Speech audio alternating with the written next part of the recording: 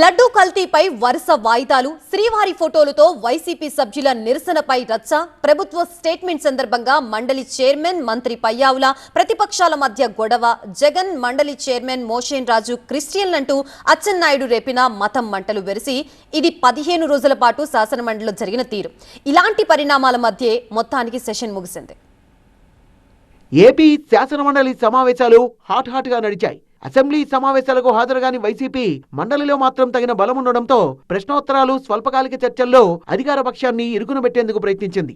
బడ్జెట్పై చర్చ తర్వాత సభ జరిగినన్ని రోజులు శ్రీవారి లడ్డు కల్తీ నెయ్యి వ్యవహారంపై అధికార ప్రతిపక్ష సభ్యుల మధ్య గొడవ జరిగింది. హెరిటేజ్, ఇందాపూర్ డైరీ సంబంధాలపై చర్చకు పట్టుబడుతూ వైసీపీ సభ్యులిచ్చిన వాయిదా తీర్మానాల్ని చైర్మన్ తిరస్కరించడంతో దాదాపు 8 రోజుల పాటు మండలిలో వాయిదాల పర్వం కొనసాగింది. లడ్డు అంశంపై చర్చించాలని శ్రీవారి ఫోటోలతో వైసీపీ సభ్యులు చేసిన ఆందోళన రచ్చకు దారితీసింది.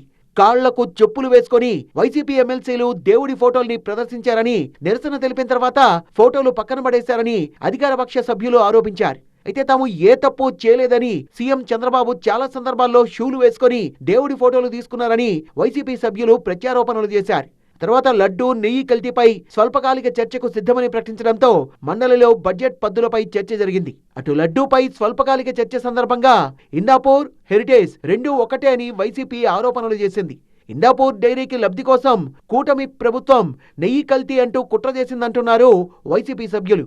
లడ్డూ, నెయ్యి కల్తీపై మండలిలో దేవాదాయ శాఖ మంత్రి ఆనం రామనారాయణ రెడ్డి ప్రకటన చేశారు. వైసీపీ అధికారంలోకి వచ్చాక టీటీడీకి నెయ్యి సరఫరా టెండర్ల నిబంధనల్ని మార్చి కల్తీ కుట్ర చేశారని, హవాలా మార్గంలో తిరుపతికి వచ్చిన 250 కోట్ల రూపాయల సొమ్ము ఎవరి ఖాతాల్లోకి వెళ్లిందో తెలుస్తామని, వైసీపీ చేసిన తప్పుకు క్షమాపణలు చెప్పాలని డిమాండ్ చేశారాయన.